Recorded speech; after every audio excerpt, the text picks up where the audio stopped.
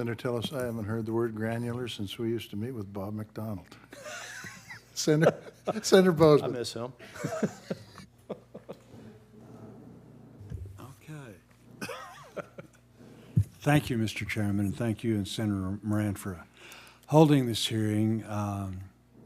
Taking care of our veterans has always been and still is our highest priority. Access to quality care, especially in rural communities, is essential regardless if they receive the care at a VA or in the community. And we do appreciate your all's hard work in trying to make that happen. Dr. Alnahal, I'm interested in knowing what the average time is for a veteran to receive an appointment once they've been referred to Community Care Referral Coordination Team for scheduling. So, Senator, where we started this fiscal year was an inexcusably long interval of time. It was an average of about 28 days to be able to get for the veteran to get their confirmed appointment, which is not excusable. And it's also why we have put the time to schedule as one of the three main metrics we're tracking across the system. I want to ask my colleagues if they have the latest average for time to scheduling for the senator. If not, we can take it for the record.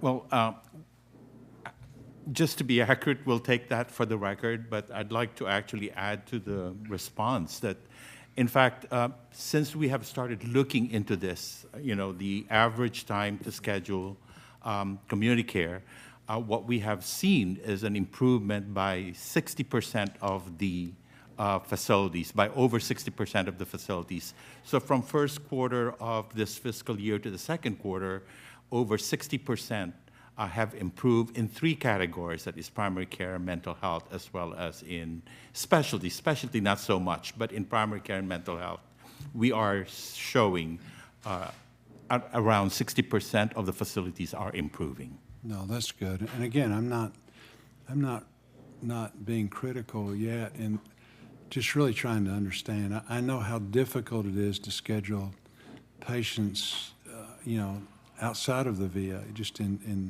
within the community to other community members. It's difficult.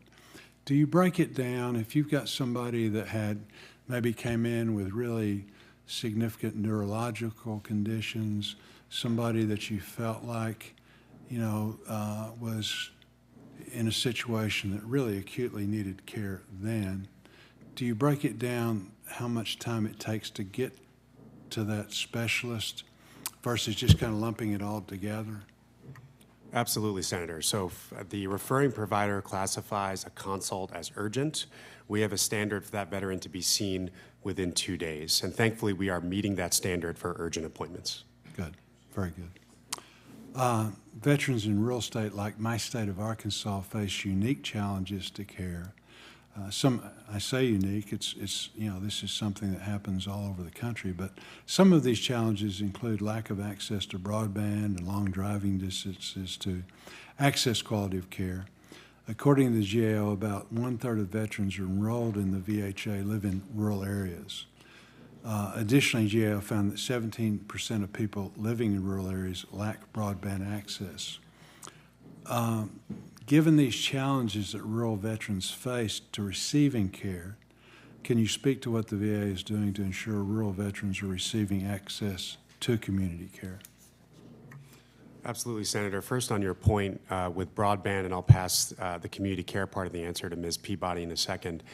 But we have a program with the FCC that actually does allow for support in the form of financial support for veterans to be able to get broadband. And we also do have a program that offers devices to veterans to be able to receive telehealth appointments. And there's been some significant uptake in that program, especially in rural areas. I've also charged our Office of Rural Health to look into other options to potentially offer broadband within our current authority. And we'll come back to you with ideas on that if we don't have the authority to do so. Ms. Peabody? Thanks for the question. Two things I'd like to mention, Senator. One is our VA Health Connect, which Dr. Elnahal mentioned in his opening testimony, that's already taking about 45 million calls a year, that really serves as VA's front door. So we want to be able to expand some of those capabilities with VA Health Connect, expanding what we're doing in the several VISNs where it exists today so that a veteran can just call. We're looking at doing tele-emergency care through VA Health Connect as well. So I think that's one way that we should be able to reach more rural veterans. With respect to our community care program, we are currently in the thick of some pretty heavy market research for our community care next gen contract. And so one of the things we're looking at is getting some industry feedback on how we can do that better. What are some unique industry ways we can do that in rural areas? Thank Can I you. ask one more question, Mr. Chairman? What's your biggest obstacle? You've got, you're in situations where people need to get into the community for various reasons. You don't have the ability to take care of them. What's your biggest hindrance to that? I said earlier, I understand, I was a former provider. I understand how difficult it is referral patterns are anyway.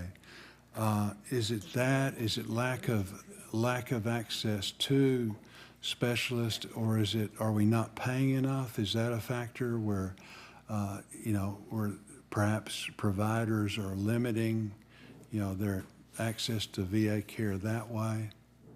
What's the biggest handicap that you have as far as getting people in the hands of these folks? So candidly, Senator, I think the biggest bottleneck now is our scheduling process. It takes much too long. It requires our currently in many places understaffed offices of community care throughout the field to go back and forth between community providers and veterans themselves. I mentioned an example in my opening about a veteran out of Bedford who was able to schedule his own appointment in 2 days because at that medical center, they have veteran self-scheduling across all of their community provider appointments. Because the veteran knows their own schedule, give them an authorization, and providers within our network, they can do it themselves, which is another reason, which is the major reason why we are doing self-scheduling across more and more specialties, to include optometry, by the way, your field. And so as we continue to try to increase that option, we hope to see that process get better. So your schedules don't seem to have that much flexibility. Is that correct? I mean, is it more rigid than in private practice, or? I think they're understaffed. That's one of the major issues. The workload is significant. And I also think the systems that they are using are not meeting the needs for an efficient workflow, which is why Dr. Lapuz highlighted earlier our acquisition effort for a community care scheduling system, whereby we can work directly with our community providers, see directly into their grids should they agree, and make that process a lot easier. Good. That's helpful. Thank you all.